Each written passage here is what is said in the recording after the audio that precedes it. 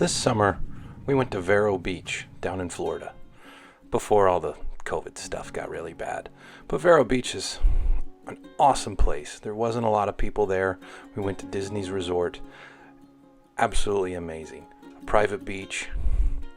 We got to see some of the turtles and some of the turtle nests. Elsa tried to ruin our fun, but we had a great time.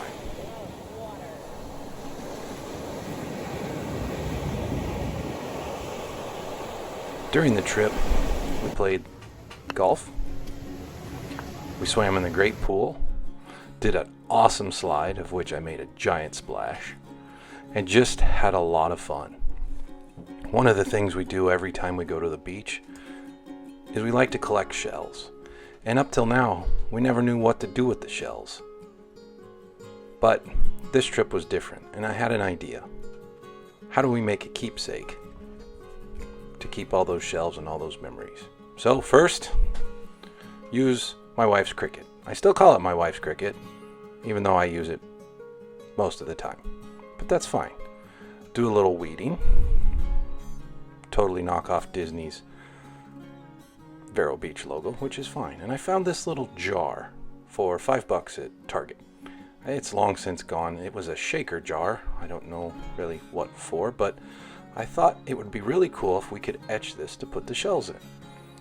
Now, there's a couple different ways to etch this, and there's the spray-on stuff, but then I thought, I have a bead blaster, so I wonder what happens if I bead blast glass with glass beads.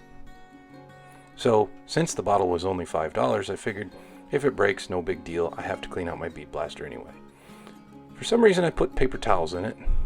I still don't really know why, but I put 2 in there for good measure, and then proceeded to tape the whole thing off.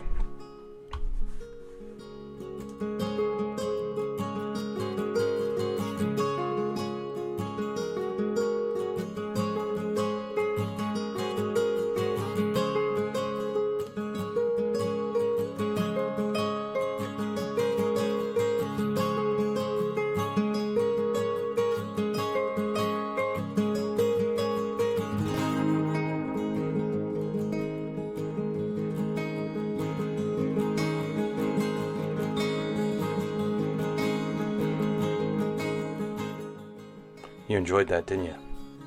Watching a guy in his garage tape off a piece of glass? Okay, yeah, well, whatever. So, now it's time to go to the bead blaster. Now I understand not everybody has a bead blaster, but I do, so I used it. You could use the spray-on stuff, and I think it would look okay, but once we get through this, you're going to see a problem I ran into. So this was about 90 psi. I hit it very lightly, and then went over it a couple times. Now, if you get some of these glass pieces where the glass is really thin, you may have trouble. You may break it. You also have to be very careful on how deep you go. So while I did about 2 or 3 passes per side, I just guessed, and it worked out quite well.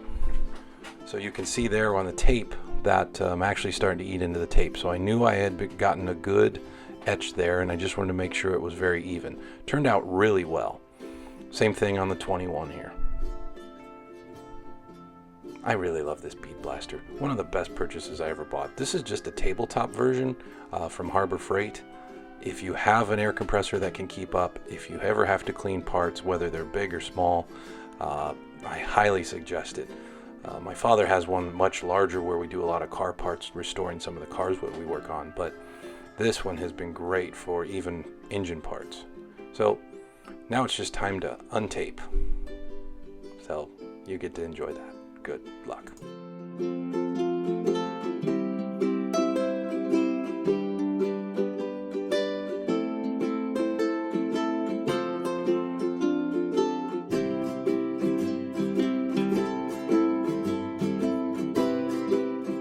Now just spray it down with some Invisiglass, just basically trying to clean it up here, get rid of any residue from the bead blaster, and there you go. It looks pretty good, right? The etch is nice and a little bit deeper on the Disney side than the 21 side, but it's very visible. Now for the top, it was bright gold, and well, I didn't like bright gold, so I wanted it to look as if it had been outside, or if you've watched this channel long enough, you know what I did. I put a bunch of black paint on it, made it look old, and did what my friend now refers to as gnarly rocketing it. Added some scratches, wanted to make it look like it had been around a while and it wasn't some random piece of junk I picked up at the dollar bins at Target. So there you go. Now let's add the shells and we're almost done.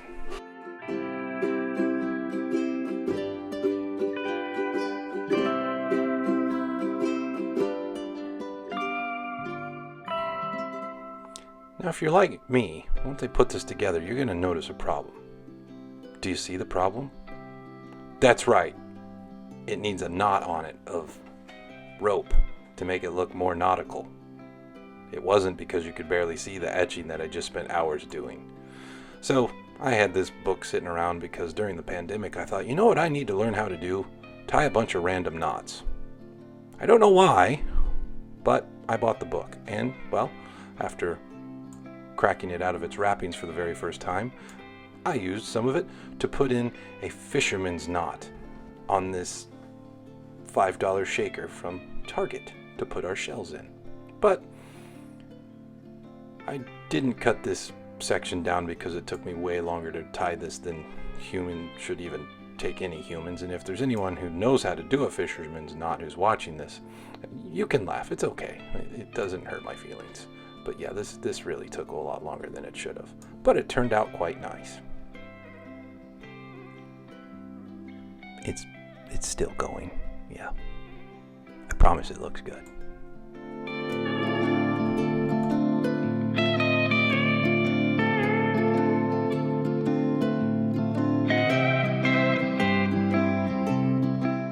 Now just to even up the ends, it's nylon rope, so it's got a little plastic in it. You just burn the ends so they don't ravel. There you go. Doesn't that look cool? Other than the fact you can barely see the etching. So what I did is I took that same brush with black and gold and I hit the etched parts. So similar to my techniques to age everything, I just used that dirty brush and then wiped it right off. What it did, besides helping me shake the camera incessantly, was put a little color or tone on the etching such that it would show up better. Now you could use really any color you want there, but it turned out really good. Now my kids, and as many kids, like to collect shells. You would think that Disney or any beach would sell these. Granted, they'd be more than $5, and with Disney they'd be about $50. Hope you enjoyed. Talk to you later.